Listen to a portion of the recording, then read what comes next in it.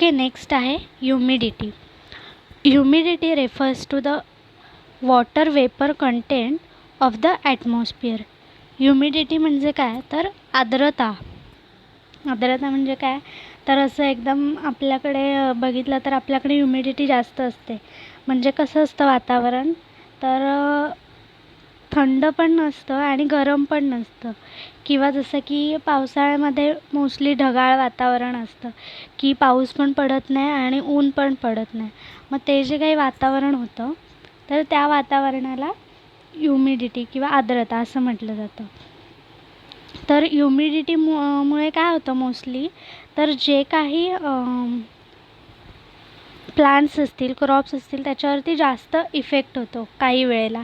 कारण काय होतं, तर त्या ह्युमिडिटीमुळे जे काही हे असतील फंगी किंवा बुरशी, बॅक्टेरिया, त्यांची वाढ जास्त पटकन होते. Okay, effect of humidity on crop. Relative humidity directly influence water relation of plants and affect crop growth. Okay, तर जे काही ह्युमिडिटी आहे ते डायरेक्टली क्रॉप ग्रोथवरती अफेक्ट करते. तर जे काही हाय ह्युमिडिटी असेल तर त्याच्यामुळे काय होतं, ट्रान्सपिरेशन कमी होतं आणि इव्हॅपोरेशनमुळे सॉईलमधलं जे काही वॉटर असेल ते ॲब्झॉर्ब जास्त होतं. म्हणजे काय होतं, तर ह्युमिडिटीमध्ये काय असतं, जास्त सनलाईट नसते, त्याच्यामुळे तिथे ट्रान्सपिरेशन होत नाही. ट्रान्सपिरेशन म्हणजे काय, जसं आपण रेस्पिरेशन करतो, म्हणजे ऑक्सिजन आतमध्ये घेतो नाकातून आणि कार्बन डायऑक्साईड बाहेर सोडतो.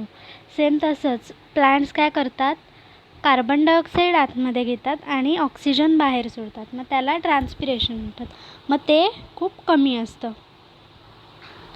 तर त्याच्यामुळे काय होतं, तर जे काही ॲटमॉस्फिअरिक ह्युमिडिटी आहे ती पॉलिनेशनवरती, फोटोसिंथेसिसवरती, फ्लॉवरिंग आणि फ्रुटिंगवरती अफेक्ट करते. त्याचा परिणाम होतो. जसं की सनलाईट आपण बघितले किती युजफुल असते सगळ्यासाठी. मग ती नसेल तर त्याचा इफेक्ट प्लांटवरती लगेच होणार. ओके, सेकंड आहे आणि त्याच्यातच सेम परत वेगवेगळे काय होतात, तर पेस्ट आणि डिसीज म्हणजे कीटक वगैरे त्याच्यावरती वेगवेगळे जास्त वाढतात आणि वेगवेगळ्या प्रकारचे तिथे त्या झाडांना रोग होतात.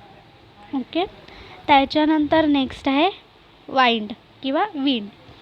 Wind is the horizontal flow of gases from high pressure area to low pressure area. तर वारा म्हणजे काय असतो, वारा खालून वर जातो का किंवा वरून खाली येतो का, नाही, तर तो आडवा जातो. वारा जो काही असतो तो आडवा फ्लो असतो. म्हणजे आपल्याला वारा समजतो की जेव्हा फॅन लावतो तेव्हा वरून खालती वारा लागतो, पण नॉर्मल जो ओरिजिनल नॅचरल वारा असतो तो कसा असतो, आडवा असतो. असं पूर्ण जे काही आपण उभे असू तर आपल्याला ते जाणवतं की वारा वरून खाली वगैरे लागत नाही, तर आडव्या पद्धतीने त्याचा फ्लो चालू असतो. तर हे जे काही वाइंड आहे त्याचा इफेक्ट काय होतो, तर ह्याचा एक युजफुल इफेक्ट असा आहे की जे काही प्लांट्स असतात तर त्यांच्यामध्ये पॉलिनेशन होतं. म्हणजे पोलेन ग्रेन्स असतात, परागकण, तर ते एका फ्लॉवरवरून दुसऱ्या फ्लॉवरवर जातात आणि तिथे पॉलिनेशन होतं आणि त्याच्यामुळे काय होतं, तर नवीन जे काही सीड्स असतील, नवीन फ्लॉवर्स असतील ते तयार होतात. ओके, तर त्याच्यासाठी वाऱ्याचा खूप यूज होतो. म्हणजे काय होतं, ते जे काही परागकण असणार आहेत, पोलन ग्रेन्स असणार आहेत, ते काय होतात, एका ठिकाणाहून वाऱ्याने उडत उडत जाऊन दुसरीकडे जातात. ओके, त्याच्यानंतर काय होतं, जर मोठी झाडं असतील आणि वारा जास्त असेल, जसं की आपण वादळामध्ये वगैरे बघितले, खूप वारा असेल तर काय होतं, त्या झाडांना अफेक्ट होतो आणि ती झाडं पडू वगैरे शकतात किंवा त्याच्यावर असणारे जे काही प्रोडक्ट आहे, आपल्याला जे पाहिजे असलेलं प्रोडक्ट, फ्रूट असतील, फ्लॉवर्स असतील, ते सुद्धा पडून जाऊ शकतात. ओके, जसा आहे वाईन, तर सेम पद्धतीने हार्मफुलसुद्धा आहे. ओके. त्याच्यानंतर आहे dew. Dew is water in the form of droplet that appears on thin object in the morning and evening due to condensation. Okay. Dew म्हणजे काय, तर आपल्याला आत्ता जास्त करून बघायला मिळतं की धुकं पडतं आणि धुक्यामुळे काय होतं, तर झाडाच्या पानांवरती थेंब साठतात. तर ते जे काही थेंब साठतात तर त्याला ड्यू म्हटलं जातं. ओके. तर हे मोस्टली कधी होतं, दिवसाचं असं होतं का, नाही होत. तर सकाळी आणि संध्याकाळी जेव्हा सूर्य मावळतो त्याच्यानंतर जे काही परत धुकं वाढतं आणि त्याच्यामुळे ते त्यावेळेला जे काही पाण्याचे थेंब थेंब छोटे छोटे त्या पानांवरती आपल्याला दिसायला मिळतात, तर त्याला काय म्हणतात, ड्यू. तर ह्याचा इफेक्ट काय होतो प्लांट्सवरती. It occurs in winter season during morning hours and useful for dry rabi crops like wheat, gram etcetera. Okay. तर हे कधी असतं ड्यू, विंटरमध्ये. आणि विंटरमध्ये आपल्याला जास्त पाणी घालता येत नाही किंवा रेनफॉलसारखं पाणी तिथे, पावसाळ्यासारखं पाणी डायरेक्टली तिथे मिळत नाही. मग त्यांना पाणी वेगळं घालण्यापेक्षा जे हे काही ड्यू आहे, जे काही दव पडतं, तर त्या दवामुळे काय होतं, तर जे काही झाडं आहेत ती ओली राहतात. त्याच्यामुळे त्यांना जास्त वेगळ्या पद्धतीने पाणी द्यावं लागत नाही. त्याच्यामुळे मग त्यांची वाढ चांगल्या प्रकारे होते. किंवा मग काही व्हेजिटेबल्स असतील किंवा वेगवेगळ्या प्रकारचे प्लांट्स असतील, त्यांना हे खूप यूजफुल ठरतं. ओके. तर ड्यू फॉर्मेशनमुळे काय होतं कधीकधी दवामुळे, तर ट्रान्सपिरेशन रेट लो होतो किंवा ह्युमिडिटी वाढल्यामुळे तिथे काही वेळेला डिसीज आणि पेस्ट होण्याचे चान्सेस असतात. ओके. त्याच्यानंतर नेक्स्ट आहे फॉग. फॉग म्हणजे काय, धुकं. ड्यू म्हणजे दव आणि फॉग म्हणजे धुकं.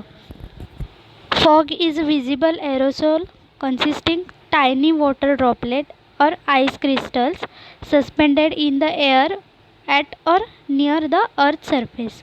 ओके. तर आपल्याला धुक्यामध्ये समजतं की धुकं कसं असतं, तर जे काही छोटे छोटे वॉटर ड्रॉपलेट्स असतात, एकदम छोटे असतात, खूप टायनी असतात, तर ते पूर्ण अर्थच्या एक थोडंसं अंतर ठेवून किंवा अर्थला लागूनच पूर्ण ते जे काही धुकं असतं ते आपल्याला दिसतं. तर ह्याचा इफेक्ट काय होतो, prolonged foggy weather has adverse effect on vegetable and cause discoloration of leaves. It increases soil water availability and reduce physiological activities. Okay. तर एक त्याचा चांगला फायदा आहे, जे काय करतात तर सॉईलमध्ये वॉटरची अवेलेबिलिटी वाढते त्याच्यामुळे.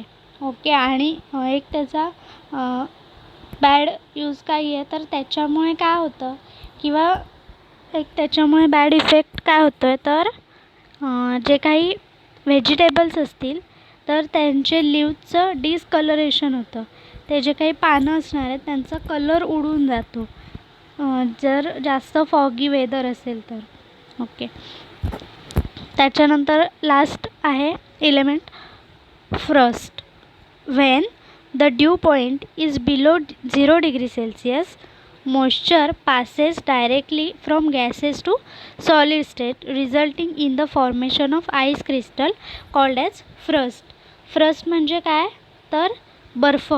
जसं की 0 degree Celsiusपेक्षा कमी तापमान झालं की त्याच्यामुळे काय होतं, जे की पाणी असणार आहे किंवा आपलं ड्यू बघितलं आणि फॉग बघितलं, तर हे जे दोन्ही असतात त्यांचं कन्व्हर्जन सॉलिड स्टेटमध्ये होतं, म्हणजे बर्फामध्ये होतं आणि त्याच्यामुळे सगळीकडे बर्फ पसरलेला दिसतो आपल्याला. तर त्याचा इफेक्ट काय होतो प्लांट्सवरती, तर जे काही पॉलिनेशन होतं ते होत नाही. पूर्ण सगळ्या प्लांट्सवरती, फ्लॉवर्सवरती बर्फ साठल्यामुळे जे काही पोलन ग्रेन्स असतात ते एकीकडून दुसरीकडे ट्रान्सफर होत नाहीत. त्याच्यानंतर जे काही फ्रूट्स असतील त्यांचं क्रॅकिंग होतं, त्यांना क्रॅक्स जातात किंवा मग बॅड क्वालिटीचे फ्रूट्स तिथे तयार होतात. असं का होत असेल तर पूर्ण लीव्जवरती वगैरे जे काही आईस साठल्यामुळे काय होणार आहे तिथे, तर सनलाईट त्यांना मिळणार नाही आहे आणि त्याच्यामुळे तिथे पूर्णपणे त्यांचं फोटोसिंथेसिस लो होणार आहे. म्हणून मग जे काही त्याच्यामुळे फ्रूट्स वगैरे असणार आहेत त्यांना पण अफेक्ट होणार. ओके, तर हे झालं फर्स्ट.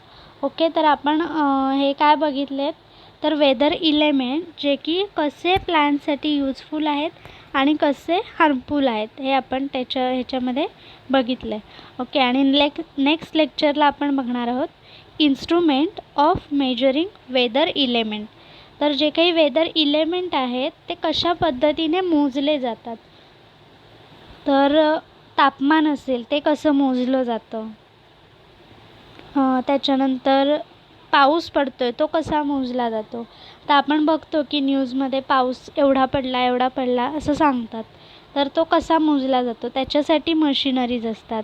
त्याच्यानंतर जे काही वेगवेगळे आहेत इलेमेंट्स ते कॅल्क्युलेट करण्यासाठी किंवा ते मोजण्यासाठी मेजरिंग मीटर्स आहेत. तर ते कोणते कोणते आहेत ते आपण नेक्स्ट लेक्चरला बघायचं आहे. Okay, thank you.